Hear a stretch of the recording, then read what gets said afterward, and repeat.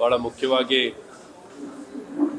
ಏನೊಂದು KPSC ಹಗರಣಗಳು ಸತತವಾಗಿ ಯಾವ ಒಂದು ಸಂಸ್ಥೆಯಿಂದ ಒಂದು ಯುವಕರಿಗೆ ಮತ್ತು ನಾಡಿಗೆ ಒಂದು ಭರವಸೆ ಸಿಗಬೇಕಾಗಿದೆಯೋ ಆ ಸಂಸ್ಥೆಯಿಂದ ಆ ಸಂಸ್ಥೆ ಮುಖ್ಯಸ್ಥರು ಅಲ್ಲಿ ಏನೊಂದು ಸದಸ್ಯರಾಗಿ ನೇಮಕ ಆಗಿರುವಂಥ ವ್ಯಕ್ತಿಗಳು ಮತ್ತು ಅಲ್ಲಿನ ಸಿಬ್ಬಂದಿಗಳ ಭಾಳಷ್ಟು ಅಧಿಕಾರ ದುರುಪಯೋಗ ಮಾಡಿಕೊಂಡಿರುವಂಥದ್ದು ನಾವೆಲ್ಲ ನೋಡಿದ್ದೀವಿ, ಕೇಳಿದ್ದೀವಿ. ಸತ್ಯವು ಹೊರಗೆ ಬಂದಿರುವಂಥದ್ದು ಇದೆ. ಏನೊಂದು ಅಲ್ಲಿ ಭ್ರಷ್ಟಾಚಾರ, ಅಧಿಕಾರ ದುರುಪಯೋಗ, ಮನ ಬಂದಂತೆ ನೇಮಕಾತಿಗಳನ್ನು ಮಾಡ್ತಿರುವಂಥದ್ದು ಇವೆಲ್ಲ ನೋಡಿರುವಂಥದ್ದು. ಹಾಗಾಗಿ ಇದರ ಹಿನ್ನೆಲೆ ಇರುವಂಥ ಹಣ ಪಡ್ಕೊಂಡು ಭ್ರಷ್ಟಾಚಾರ ಮಾಡಿಕೊಂಡು ಏನೊಂದು ನೇಮಕಾತಿಗಳು ಆಗ್ತಿತ್ತೋ ಈ ದಿಕ್ಕಿನಲ್ಲಿ ಇವತ್ತೇನು ಇಡೀ ರೈಡ್ ಆಗಿದೆಯೋ ಇದು ಒಳ್ಳೆ ಬೆಳವಣಿಗೆ, ಒಳ್ಳೆಯದು.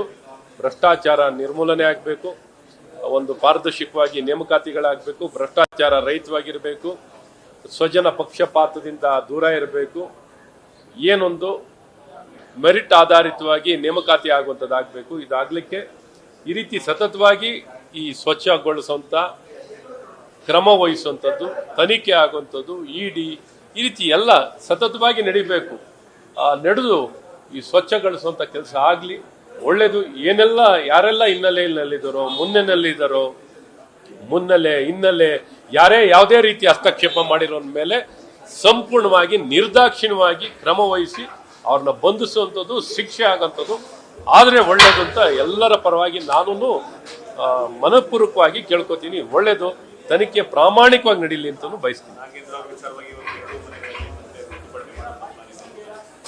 ಏನು ರಾಜಕೀಯದಲ್ಲಿ ಈ ಕಾಂಗ್ರೆಸ್ ಪಕ್ಷ ಎಲ್ಲವನ್ನು ಬಿಟ್ಟು ನಿಂತಿರುವಂಥದ್ದಿದೆ.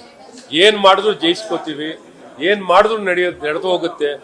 ಕಣ್ಣು ಮುಂದೆನೇ ಸದನದ ಒಳಗೇನೆ ಅಂದಿನ ಮುಖ್ಯಮಂತ್ರಿ ಸಿದ್ದರಾಮಯ್ಯನವರು ಒಪ್ಕೊಂಡಿದ್ದಾರೆ.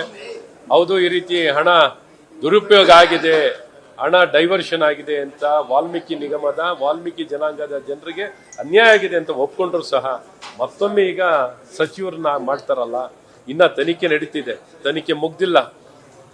A1 ಇದ್ದಾರೆ ಇಡೀ ಚಾರ್ಜ್ ಶೀಟ್ ಅಲ್ಲಿ, ಇಂಥವ್ರನ್ನ ಮತ್ತೆ ಮಂತ್ರಿ ಮಾಡಿದ್ದಾರೆ ಅಂದ್ರೆ ಯಾವ ರೀತಿ ಕಾಂಗ್ರೆಸ್ಸಿನ ಸರ್ಕಾರಕ್ಕೆ ನೈತಿಕತೆ ಇದೆ ಅಥವಾ ಅವರಿಗೆ ಸಂವಿಧಾನ ಕಾನೂನು ಬಗ್ಗೆ ಗೌರವ ಇದೆ ಅನ್ನೋಂಥದ್ದು ನಾವು ನೋಡಬಹುದು. ಹಾಗಾಗಿ ಇವತ್ತು ಪ್ರತಿಪಕ್ಷ, ಯಾವಾಗ ಸರ್ಕಾರ ಕಾಂಗ್ರೆಸ್ ಪಕ್ಷ ವಿಫಲವಾಗಿದೆ, ನಾವೊಂದು ಪ್ರತಿಪಕ್ಷವಾಗಿ ನಮ್ಮ ಜವಾಬ್ದಾರಿ ಆಗಿದೆ ಇದನ್ನು ಬಯಲಿಗೆಳೆಯುವಂಥದ್ದನ್ನ ಇದನ್ನು ಮಾಡುವಂಥದ್ದಾಗ್ತಿದೆ.